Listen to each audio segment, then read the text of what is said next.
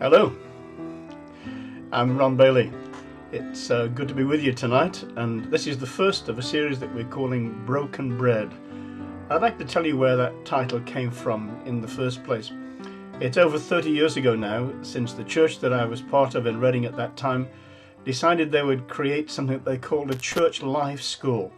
They wanted to share their experience of God in the body of God's people, in their life day by day, as they lived in one another's homes, particularly as they met together to worship and to listen to what God was saying.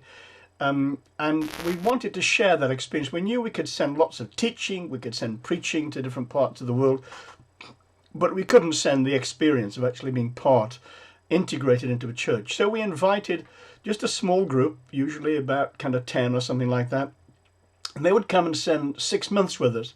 They'd spend their time in the homes. They'd have special partners, English tuition partners, pastoral partners, all kinds of things.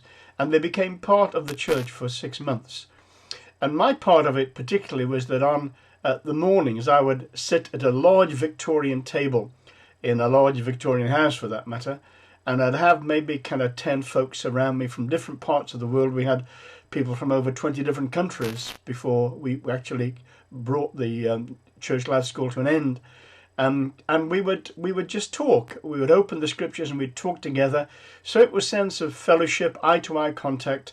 Most of the people were very intelligent and they had a good grasp of spoken English, but English wasn't their first language. So I was very conscious that what we were doing really needed to be not dumbing down in any means, but certainly trying to use language which was accessible for people from a wide background.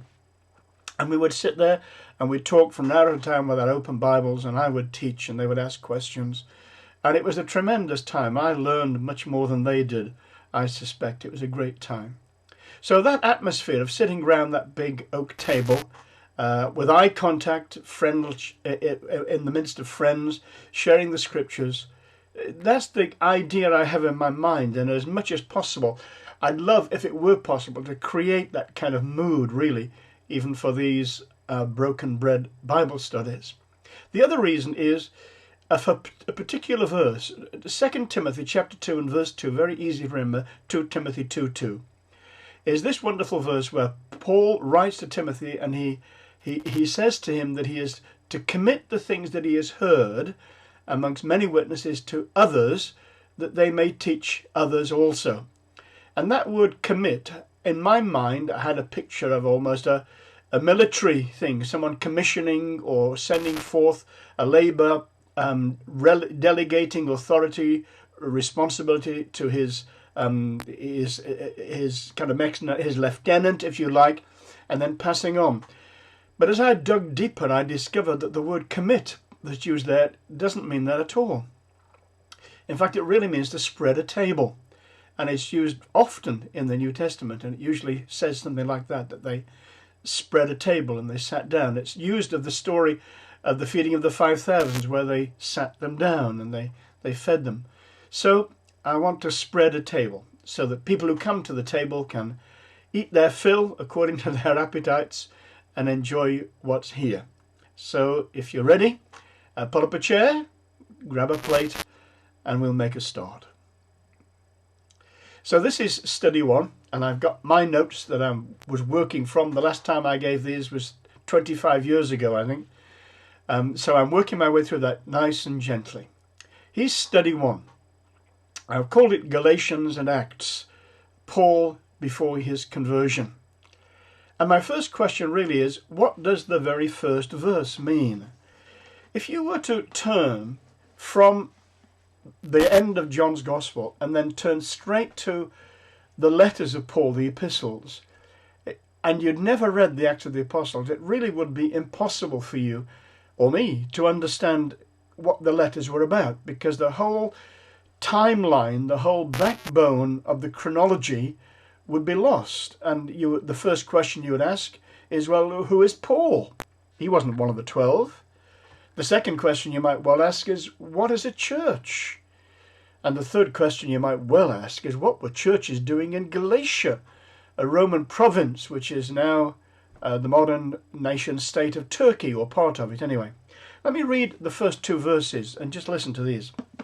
Paul, an apostle, not from men, nor through men, but through Jesus Christ, and God the Father who raised him from the dead, and all the brethren who are with me, to the churches of Galatia. Now, if some of you are using a modern Bible, you may well see that little phrase, to the churches of Galatia, on a separate line, maybe even as a separate paragraph. And you may think it's one of these intrusive headings that people stick into the text, but it isn't. It's part of the original. This is Paul's epistle to the churches of Galatia. We usually call this letter the letter to the Galatians, the people, but it's actually the letter to the churches. Of course, churches are made up of people, but Paul is writing to situations that he knows well. He's writing to situations that are familiar to him, and he's invested an amazing amount of time and blood into these churches. So how do we start off with this? So how does this verse mean? Can you see now what I mean when I say that if you went straight from John's Gospel into Romans, you'd come into the letters of Paul straight away. You'd go from John's Gospel into Romans, 1 Corinthians, 2 Corinthians, Galatians, Ephesians, Philippians, Colossians, 1 Thessalonians, 2 Thessalonians, 1 Timothy, 2 Timothy, Titus, and the letter to Philemon. That's 13 letters from somebody that you have no hint of in the Gospel. So who is this man? And how has he risen to such prominence to write such things to churches in these different places? So let's begin just thinking about this. This is what some people might call an introduction, but I don't want you to think that that's going to be necessarily boring. Actually, sometimes, this is a joke coming up, so be ready for it. Sometimes you have to do some boring before you strike oil. And it's a little bit like that sometimes with Bible studies. Sometimes you need to do some hard work to bore down, to find out the context before you actually try to begin to understand what that passage is all about. Now let me say this to begin with. God has the right to use any means he wants to speak to us, and he will. You'll be amazed at the lengths he will go to bring his will to your notice. But when we are studying the scriptures, we're not looking for verses that direct us into the next step necessarily. We're actually trying to understand the truth behind these things. We're actually trying to create a network of truth and understanding so that what we hear from God, we can almost instantly compare it against or set it in the context of the whole of truth. I've used the word context twice. Here's a third time. When we're studying the Bible, almost the key thing is context, context, context. Who wrote it? Who did he write it to? What was the occasion which caused him to write this letter? Most of the letters of the New Testament are what they call occasional letters. That doesn't mean that he just wrote every now and again when he felt like it. Occasional means there was an occasion behind each one. There was a reason that he wrote Romans. There was a reason that he wrote Corinthians. So if we can put those reasons into a timeline by using something like the Acts of the Apostles, lots of things that are said there begin to have a different depth of meaning. You immerse into the culture and the understanding, and you're not just looking for golden verses or something to kind of cheer you through the struggles of the day, but you're beginning to understand the life of these early Christians. And God has recorded the Acts of the Apostles, and he's recorded these letters, the communications between churches, in such an amazing way so that we can actually enter into that culture and begin to feel what it's like to touch the life of heaven on earth. Okay, let's make a start then. Before Paul's conversion, Paul's life up until this time, he was probably born and lived about the same time as Jesus, so he was probably a contemporary of Christ. Galatians chapter 1, as we've just said, well, the Gospels end with Christ ascending and passing beyond human sight, and then we have to ask all these other questions. So what is Galatians? We'll come to that presently.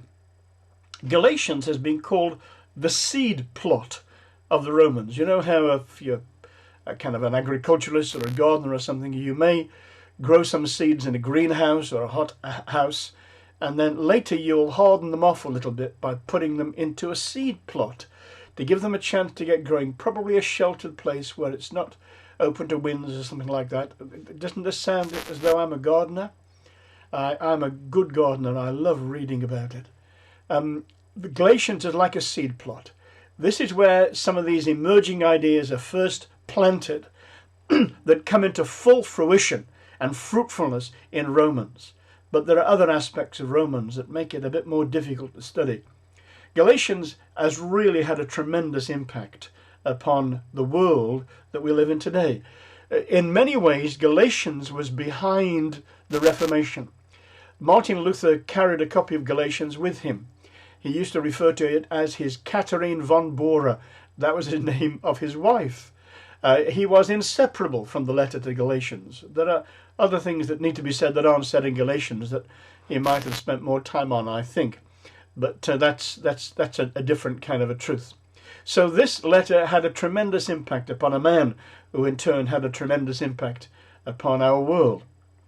So it's been called the seed plot of Romans. It's also It's also been said that Romans could be called the gospel according to Paul. So here you have the seed of Paul's gospel. Not that it was exclusive to him and that nobody else held it, but this was the gospel that had been revealed to him. On this, he's based his life and invested his life.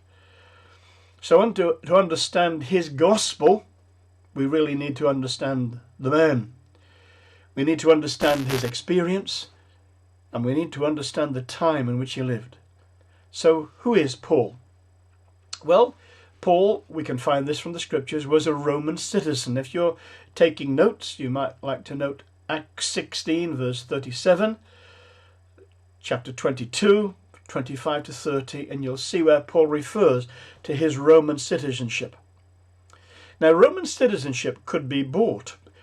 People had different levels of worthwhileness, different levels almost of humanness. The person who had absolute authority was a man called the paterfamilias. He was the head of a family, not unlike the mafia operates, or perhaps did operate. One man at the top of it all, and that was the head of the family, and the head of the family had the power of life and death. But as you worked your way down, you ended up with the slaves, and the slaves had no rights at all. None at all. Slaves could be crucified. People who were citizens of Rome could not be crucified. They could be executed, beheaded, and put to death in other ways, but they couldn't be crucified. Crucifixion was the manner of death reserved for the lowest of the low, the people who had no status, the people who hardly registered on the scale of what it meant to be human, the people who had no rights, no privileges, the people who were regarded as human tools, slaves to be used and when worn out, thrown away. Now, Paul was a Roman citizen. That's possible that his father, he says he was born a Roman citizen, so it's likely that his father was a Roman citizen before him, and he may have done some service of the state, or he may have bought it at great price, or it may have been his grandfather. I don't know how far Roman citizen lasts as it goes backwards. So, at some point, his family, the heads of his families, had become Roman citizens, which meant that Paul was born with rights as a Roman citizen. He couldn't be flogged. He couldn't be bound and flogged without a proper Roman trial, which will give you the pattern to what happens in Paul's life. And if you compare the way that Paul was treated with proper Roman trials and the way that Jesus was treated, you'll see that there's an enormous contrast between the two. Paul was treated as a Roman. Okay, we also know that he was a citizen of Tarsus. Tarsus is in the modern country of Turkey, and it's in a part called Cilicia. And if you read again in Acts chapter 9, verse 11, chapter 21, verse 39, and 22, verse 3, you'll find reference to the fact that Paul was from Tarsus. It was an important town with a reputation for scholarship. And some think that Paul was educated here. You occasionally hear preachers say he was educated at the University of Tarsus. That's an interesting bit of speculation. It's possible. All kinds of things are possible. But certainly he was in Tarsus as a child. You'll find that in Acts again. Then his early life. Well, he wasn't only a Roman citizen, he was also a Jew. He was born in Tarsus of Cilicia, and then it says, this is Acts 22 and verse 3, he was brought up in this city. The Greek word brought up really means to nurture, like a parent bringing up a child. So the question is where you put the comma. Some people think that it might mean that Paul was actually brought as a child to Jerusalem and nurtured by his mother there. So you can see how this thing happens. And then if you put a comma at the end of that bit, you then almost start a different sentence, at the feet of Gamaliel, according to the perfect manner of the law. Now Gamaliel was one of the leading Jewish rabbis of his day. He was a man very, very highly regarded. In fact, he was the grandson of a man named Hillel, who was one of the great, most famous Jewish rabbis. Gamaliel was called Rabban, teacher, which was a higher title than rabbi, which is my teacher, and he was greatly honoured. He was from the liberal, more gentle wing of the Pharisee sect. And if you look in Acts chapter 5 and verse 34, you'll find an example of his view on life. Paul, when we first meet him, he's a young man. In fact, he's the young man who is holding the clothes of the people who are stoning Stephen to death, the first Christian martyr. So he's called in the Bible a young man, and the word that's used is neanias. That's a Greek word, and it really means someone in between 24 and 25. So he's in that kind of age group. He's somewhere in between his 20s, middle 30s to 40s. But we also know that Paul seems to have been a member of the Sanhedrin. This is a Jewish religious council, and again, very highly regarded. He's very unlikely to have been less than 30 when he was on the Sanhedrin. He may even have been a little bit older. In Philippians chapter 3, and I'm going to read these verses, chapter 3 and verses 4 and 6, he gives us a little glimpse into his life as a Jew. This is Philippians chapter 3, and he says this. I'm reading from verse 4. I'll better read from the beginning, hadn't I, really? Finally, my brethren, rejoice in the Lord. For me to write the same things to you is not tedious, but for you it is safe. Beware of dogs, beware of evil workers, beware of the mutilation. He means people who've been circumcised. For we are the circumcision, the true circumcision, who worship God in the Spirit, rejoice in Christ Jesus, and have no confidence in the flesh. There's a definition of spiritual circumcision for you. They worship God, they honour God, they serve God. They also, I lost it just a minute. There it is. We are the circumcision who worship God in the Spirit, rejoice, boast literally in Christ Jesus, have no confidence in the flesh. That's a key thing. The true circumcised heart is not self-supporting. It's not independent.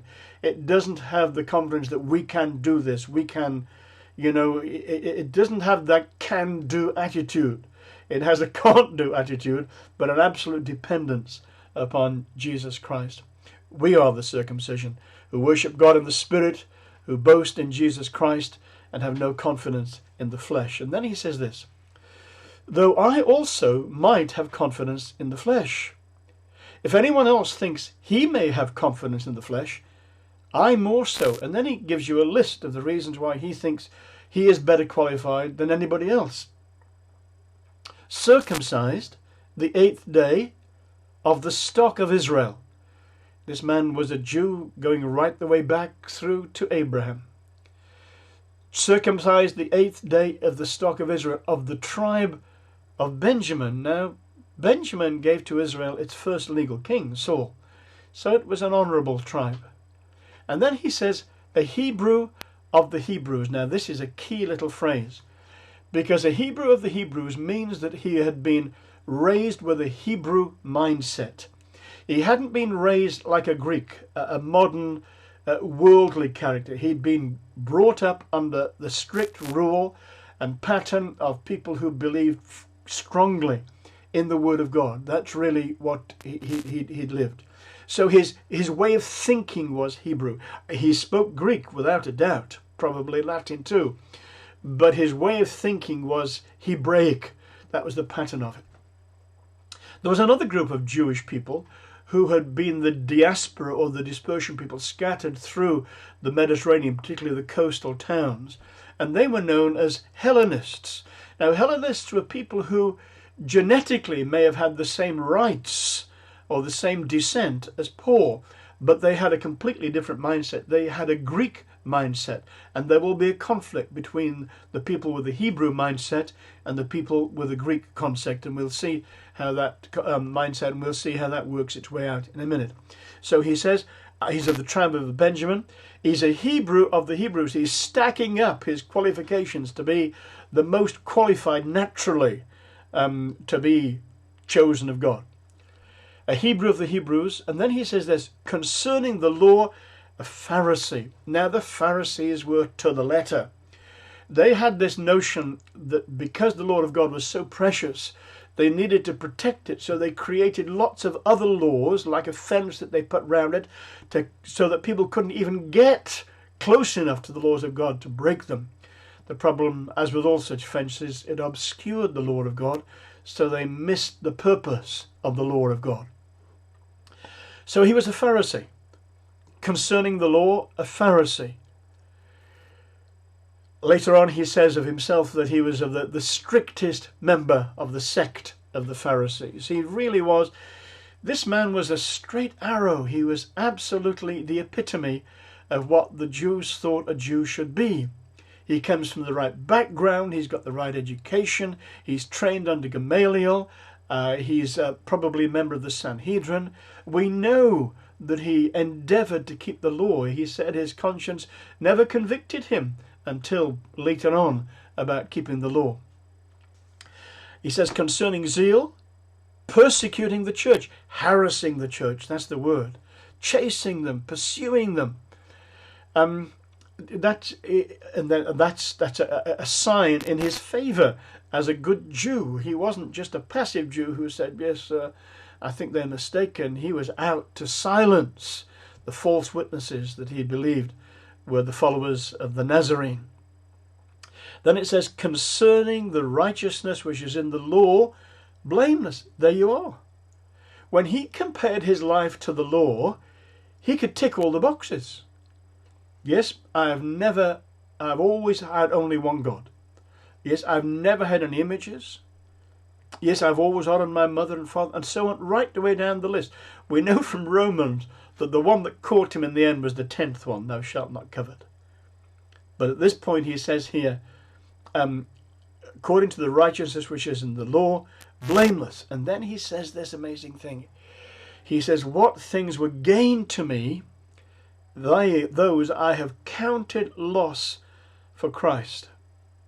I'll read on. Yea, and yet indeed I also count all things loss for the excellency of the knowledge of Christ Jesus my Lord, for whom I have suffered the loss of all things. When Paul wrote the letter to the Ephesians, he wasn't just remembering the past and saying, well, yes, on balance I count all these advantages that I had of negative value in comparison with Christ. He actually says he lost all the status that went with these things. He lost all of it. And he lost it because he converted. That's why he lost it. Okay, let's go on a little bit.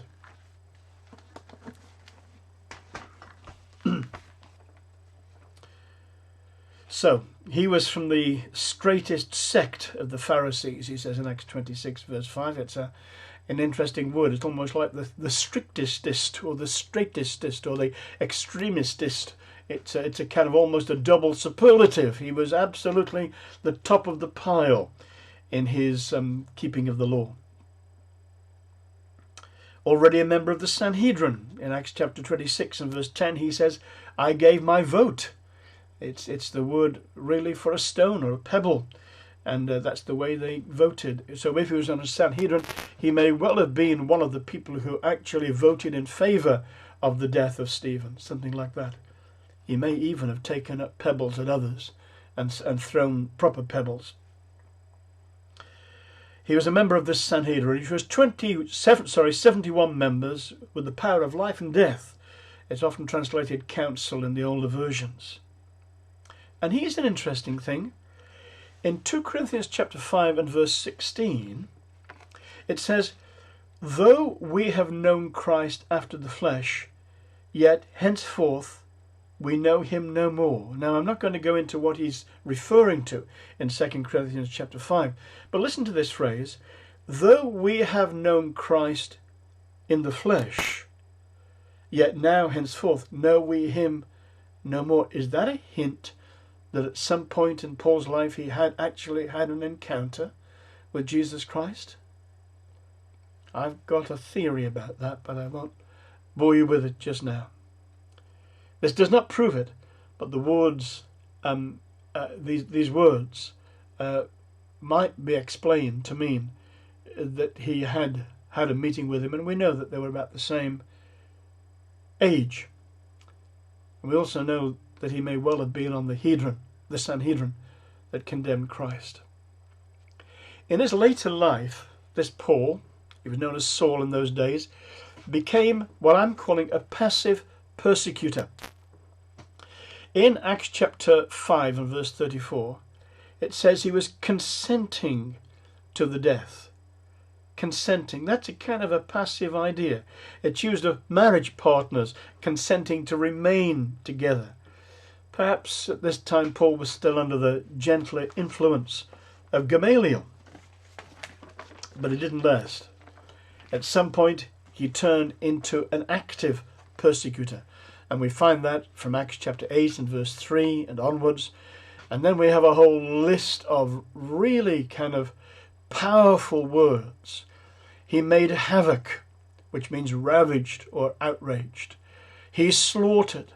He persecuted, that means harassed or pursued. He wasted, that means to sack or to raze it to the ground. This man was a one-man destruction agent for the early Christians gathered together in the church.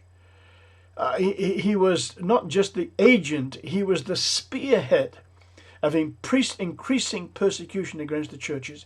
He was the one who was going to drag the women and their children, bring them back to Jerusalem, have them tried, have them flogged, sometimes have them stoned to death. He was a one-man nightmare for the early church. His conversion is almost the equivalent, if you can imagine this, of someone perhaps who was the leader of Chairman Mao's Red Guard. Relentless, fanatical, destructive, who suddenly does a 180-degree turn and heads off in another direction. He was fanatical, he was ruthless, he was relentless, he was utterly convinced that he was right. So that's the man who wrote this letter. Now, how on earth did such a man ever become an apostle to the Gentiles? How did such a man ever come into such a knowledge of Christ and become one of the main channels of God's truth to us in our present age? We'll have to wait for that for just a little while. In the meantime, these notes will be on the BibleBased.com website, and you can follow them through. And if you can, I would advise you to follow them through. And if you can, listen to this message again. And please, before we meet again next week at our table, please read Galatians. Read it from the beginning to its end at one sitting. Find a quiet corner somewhere. Make the time. Maybe the lockdown will serve you a little bit in this. Make the time, read it through from the beginning to its end, gently. Find the rhythms of the book. Don't hurry to get to the end. Just follow it through. And God willing, we'll meet again around this table for some broken bread. God bless you.